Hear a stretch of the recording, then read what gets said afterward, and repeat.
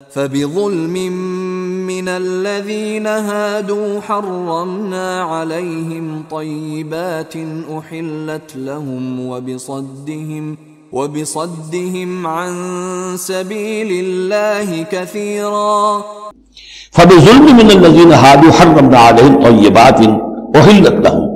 تو اللہ تعالیٰ کی ایک سنت یہ بھی ہے کہ کوئی قوم اگر کسی معاملے میں حد سے گزرتی ہے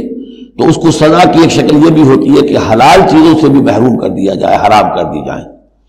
تو ان لوگوں نے جنہوں نے یہودیت اختیار کی، ان کی اسی غلط روش کے باعث حرمنا علیہم طیبات، ہم نے بعض پاکیزہ چیزیں بھی ان پر حرام کر دی، احلت لہم، جو کہ اصلاً ان کے لیے حلال تھیں. جیسے کہ حضرت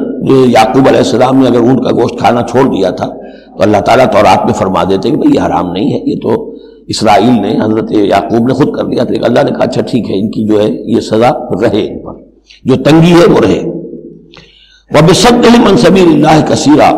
اور بسبب ان کے اللہ کے راستے سے رکنے اور روکنے کے، اللہ کے راستے سے رکتے بھی ہیں روکتے بھی ہیں، تو اس کی وجہ سے اللہ تعالیٰ نے ان کو سزا کے طور پر بعض حلال چیزوں سے بھی محروم رکھا.